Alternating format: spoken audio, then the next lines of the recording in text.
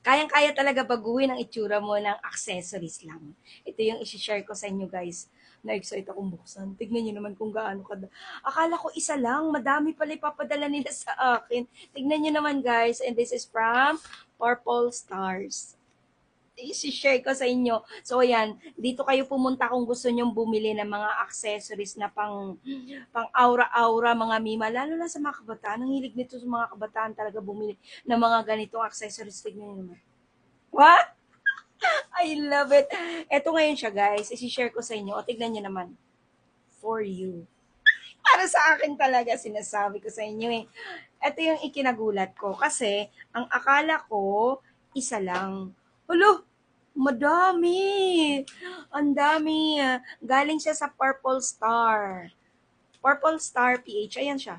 Ayan. And ayan siya guys.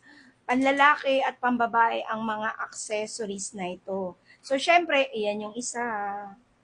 Naman yung isa, syempre bubuksan natin. Paano babuksan? Ganare. Ay, nahulog. Ayan siya guys. Syempre susukat. Ayan yung isa.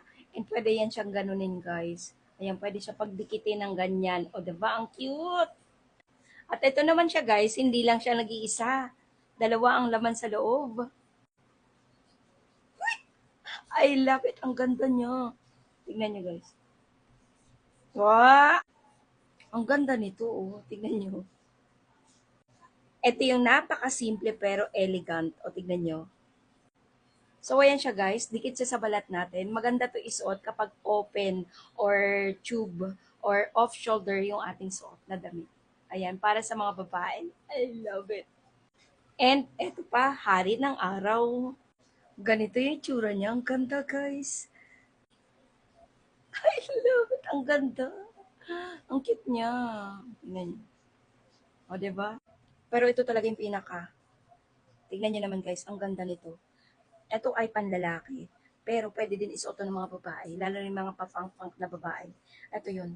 Yan, yung mga kabataan na mahilig ng mga ganito, lalaki at babae, pwede dito mga mima. God, grabe guys, galing po ito sa Purple Star. Ilalagay ko na lang yung link nito guys kung gusto nyo bumili, siyempre susuot natin. Ito yung kagandahan, ang ganda ng kanyang chain. Kita nyo naman guys, oh. Tapos yung kanyang pendant, kita nyo? I love it. Siyempre, susuot natin yan. Ganito yan. Kapag papakita ko sa inyo, atras ko yung aking camera. O, tignan nyo. Ah!